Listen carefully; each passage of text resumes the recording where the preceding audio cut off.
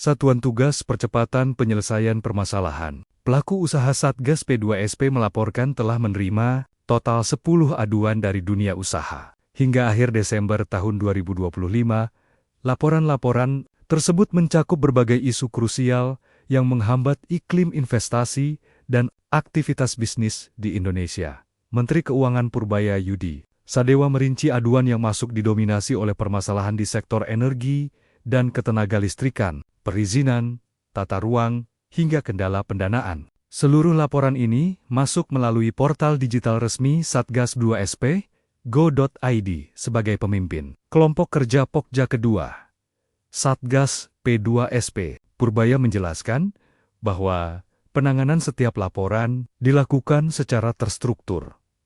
Proses dimulai dari analisis di tingkat Pokja, berlanjut ke koordinasi antar pejabat eselon, hingga eskalasi ke tingkat menteri. Jika menemui jalan buntu, pemerintah membuka peluang untuk melakukan penyesuaian regulasi jika ditemukan hambatan yang bersifat sistemik di lapangan. Dari 10 laporan yang diterima, Satgas telah bergerak cepat dengan menindaklanjuti 2 aduan utama melalui rapat koordinasi intensif. Kedua, masalah tersebut berkaitan dengan pembiayaan proyek pengolahan sampah menjadi energi dan persoalan pembiayaan internal perusahaan.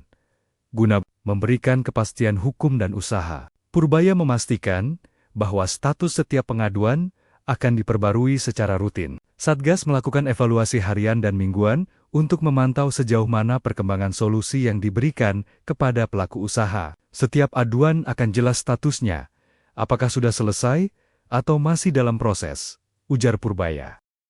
Jadi saya suruh nanggepin Bank Dunia. Ya suka-suka dia prediksi boleh, nggak prediksi juga nggak apa-apa. Tapi kan selama ini juga sering meleset. Begini maksudnya.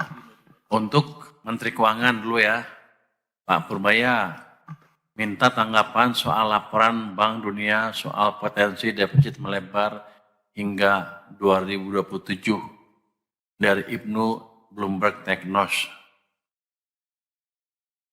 Ada orangnya? Ibnu mana? Oh itu orangnya Ibnu namanya. Jadi saya suruh nanggepin Bank Dunia. Ya suka-suka dia prediksi boleh, nggak prediksi juga nggak apa-apa. Tapi kan selama ini juga sering meleset. Begini, kalau APBN kan di bawah kendali kita, bukan market yang jalan sendiri. Jadi defisitnya melebar apa enggak tergantung kepiawaian kita untuk mengendalikan belanja dan meningkatkan pendapatan dari pajak maupun bea cukai maupun PNBP ya.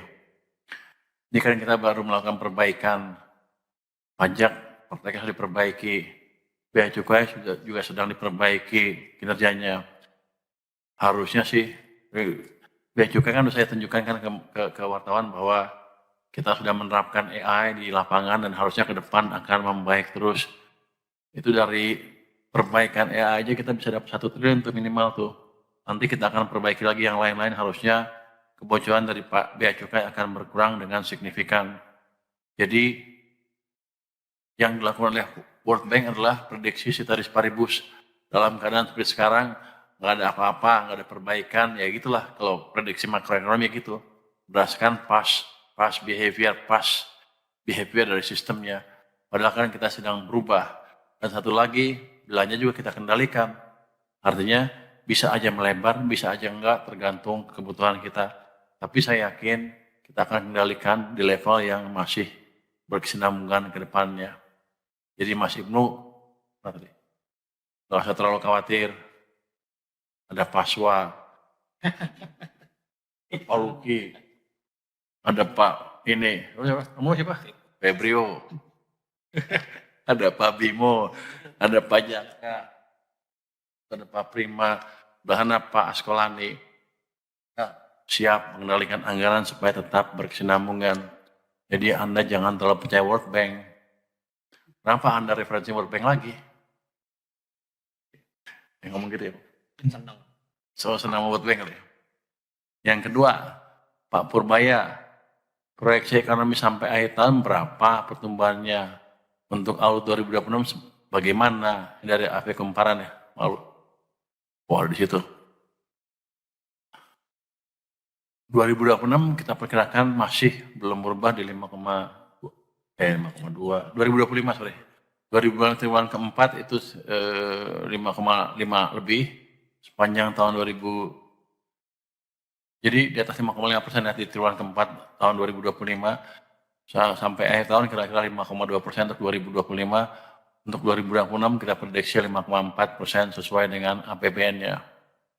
Tapi gini, saya kan sedang hidupkan semua mesin ekonomi. Fiskal udah mulai jalan, moneter udah semakin sinkron, iklim investasi akan diperbaiki. Saya tetap melihat 6% bukan angka yang mustahil untuk tahun 2020 walaupun asumsi kita di 5,4%.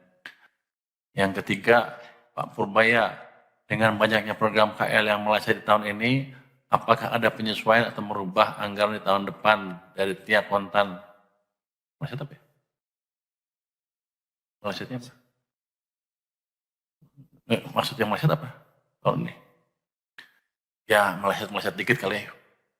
Tapi karena ada penyesuaian yang diperlukan untuk macam-macam kebijakan kita ya. Tapi enggak bila kita bilang meleset, bahkan akhir tahun ini belanjanya semakin giat tuh kementerian lembaganya. Artinya mereka sudah lebih siap untuk membelanjakan ke anggarannya tahun depan. Jadi kita nggak ngubah APBN-nya berdasarkan apa yang ada sekarang. Saya pikir mereka sudah lebih siap dibanding sebelum-sebelumnya. Nah, terus terang kita agak keteteran tuh. Karena mereka minta duit terus. Jadi kita agak kendalikan sedikit. Jadi dari situ menunjukkan bahwa mereka lebih siap dibanding sebelumnya. Apalagi mereka takut kalau nggak bisa belanja, saya potong anggarannya. Jadi tahun depan mereka pasti akan lebih baik. Jadi kita belum adjust APBN yang ada sekarang. Yang keempat, Pak Menkyu, Satgas P2SP Pokja di Bataging sudah menampung berapa banyak pengaduan dari pelaku terkait apa saja bagian langkah Pokja setelah ini. Jadi sejak 2 hari launching sudah ada 4 pengaduan dari pelaku di berbagai bisnis ya. Isunya adalah pembiayaan, perizinan, perdagangan. Langkahnya apa? Senin depan akan kita mulai panggil yang ngadu dan yang terlibat, pemerintahnya ya. Kita adukan 2 sisi dan kita akan pecahkan masalahnya secepatnya. Dari di situ nanti saya akan ikut sidang, ya mimpin sidang gue ya. Saya akan mimpin sidang di situ.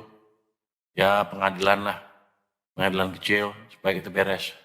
Kan saya sudah bilang, saya udah sebagai hakim, saya tingkatnya udah tinggi, udah setingkat Abu Nawas.